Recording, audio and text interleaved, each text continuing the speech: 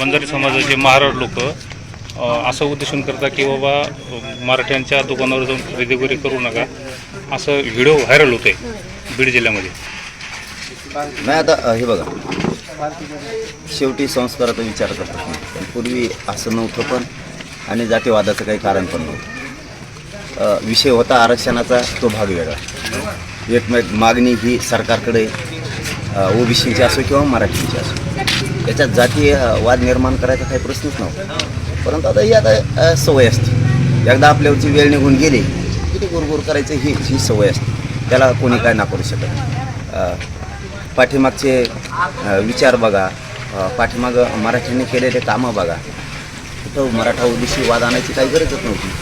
आणि आता जर ते असं करत असले की ते कुठं मराठ्याच्या दुकानात जाऊ नका, कुठं मराठ्याच्या रिक्षात बसू नका, कुठं मराठ्याच्या हातला जाऊ नका, हे चांगला संदेश नाही महाराष्ट्रासाठी.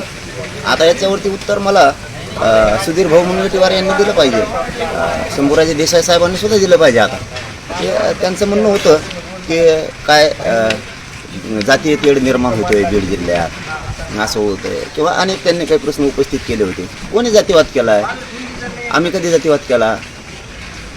त्याच्यातून संवाद झाला पाहिजे असं सुधीर भाऊंचं म्हणणं होतं, शंभूराजे देसाई साहेबांचं म्हणणं होतं. मराठ्यांनी जातीवाद केला कुठं नेमका? आता तुमच्या डोळ्यासमोर आहे.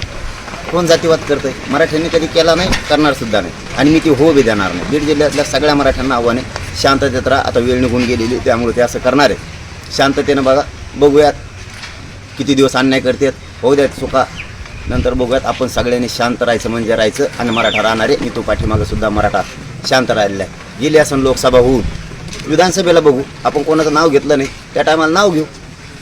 पाटील, बीडमध्ये वंजारी विरुद्ध मराठा वाद टोकाला गेला आहे, वाद होत आहे, याला कोण जबाबदार आहे? समजा तेच मी म्हणतोय, वंजाऱ्याचं मराठ्याचं कवा काय झालेलं?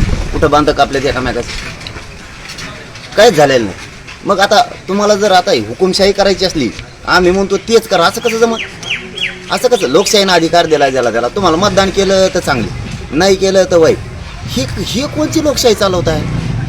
हे कोणचं नेतृत्व करताय तुम्ही? देशाचं करताय, एक जण राज्याचं करतोय, एक जण पालकत्व आहे राज्य बीडचं.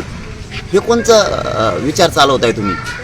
आहे तोपर्यंत गोरगरीब जनतेला जवळ धरायचं, पाया पडायचं. आता जातीवादी मराठी असते तर मोजाबरोबर व्यासपीठावर, अरे मराठ्याला बसायला जागा नव्हती, इतके मराठी होते, त्याच्यात 7-8 आमदार मराठ्याचेच नुसते. आता हे त्या बसणाऱ्या मराठ्यांना कळायला पाहिजे की आम्ही काम करून आमच्या जातीवर ही काय वेळ आणली तुम्ही. लाज वाटली पाहिजे त्या मराठ्यांना. आता हे जातीवाद उफाळून यायला लागलाय. आम्ही कुठं जातीवाद केला? एक दाखवा. मी माझ्या संवाद बैठका घेतोय नारायणगडाच्या कार्यक्रमाच्या,